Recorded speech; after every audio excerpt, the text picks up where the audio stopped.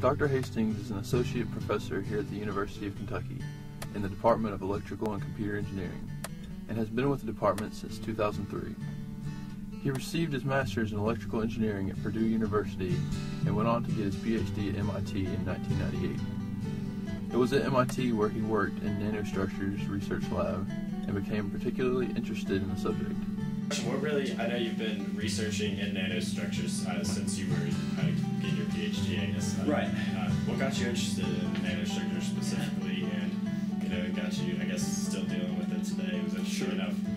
Yeah, I think there were several things that led to that. So I had a strong interest in microelectronic devices at first, and understanding how to make integrated electronics, and particularly integrated optoelectronic devices, things that involve light as well as electricity, better. And what I started to learn after a couple of years in that field is that there are all these other applications areas that can benefit from the technology and infrastructure that's developed around semiconductor electronics over the years. Dr. Hastings has the Hastings Research Group, which boasts several projects and publications ranging from electron beam lithography to biological and chemical sensors.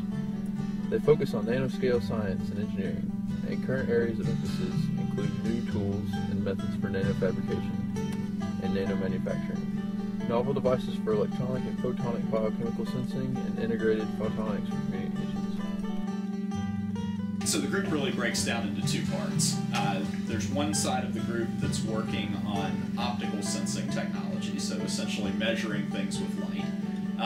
And then the other side of the group is working on new nanofabrication methods, essentially how to make really small things that often go into building these sensors. Dr. Hastings' research is very practical. So in what ways does it affect the world? Another part of the optical sensing is we're developing microscale, not nanoscale, implantable devices for pressure measurement in the eye. Here we're working with the Department of Ophthalmology at UK to do that, and this is specifically to improve treatment of glaucoma and reduce vision loss in those patients. The Hastings Research Group not only develops ideas for the field of sensors, but also how to actually build them. They employ two main techniques. In the first, using electron beams to build nanoscale structures, using the electron beam to add or remove materials at the nanoscale level. The other is to use a scanning probe and an atomic force microscope as a fabrication tool.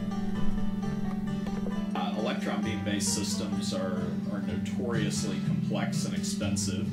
They have to operate in a vacuum. They usually require very well-controlled facilities in terms of temperature and vibration and all of these kind of things. And so one alternative is to use something called a scanning probe or atomic force microscope as a fabrication tool. This is a technique that's been around for a long time in order to image very small things, and it's shockingly simple in its concept, if not its implementation.